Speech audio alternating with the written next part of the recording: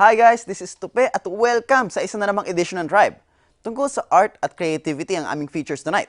Pero bago ang lahat, may good news kami sa inyo. Grab your own Net25 Globe My Access SIM para maging updated kayo sa mga latest happenings sa inyong favorite Net25 shows. At dahil permanent ang call and text rate na di na kailangan pa mag-register, hassle-free ang keeping in touch sa inyong mga family and friends. Lahat ng yan hatid sa inyo ng Net25 My Access SIM. Atin to! Now, on to our first feature. Even before the 300 years of colonial rule, our ancestors have already traded with the neighboring countries, and that's why our nation is steeped in history and artifacts. Pero sa paglipas ng panahon, marami sa ating mga historical treasures ang hindi na naiingatan.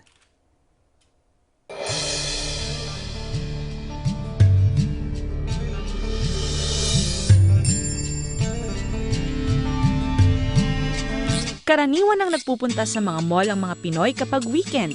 Pero kung naghahanap kayo ng ibang lugar na pwedeng ma-explore kasama ang inyong pamilya, take a stroll sa pinakamalapit na museum. Oo, museo! Dahil sa mayaman ng Pilipinas sa kasaysayan at mga artifacts, talagang magandang mapuntahan ang mga museums natin upang makita at ma-experience ang mga bagay na matatagpuan noong una pang panahon. The museum's role is to be able to continue the appreciation of culture and arts, as that is our heritage in our country, and that is the role that we keep. It is an informal educational institution, so people who come here learn about history, our culture, our expressions as a people, yung ating mga kalooban, no? Ang lumalabas sa ating kalooban. So we are the keepers in a way. Maraming klase ng museum. May pang fine arts o art galleries, applied arts, crafts, archaeology, cultural history, military history, botanical, natural history, modern art at meron ding pambata.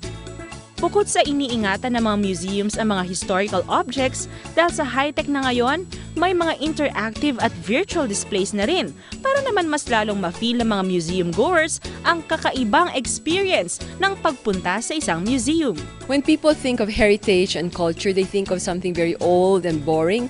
What we try to do here at the Yushchenko Museum is create exhibitions that actually are relevant to the scene today, and that's why there's a lot of things related to either issues. We are looking at expressions that work with communities, for example. No? It also is a showcase. So keeping heritage here, sharing heritage, educating people about our heritage, culture, and the arts is our key role. So ano pang hinihintay ninyo? Take a break from the norm. Isama ang inyong family and friends and explore our rich cultural heritage that could only be found in our museums.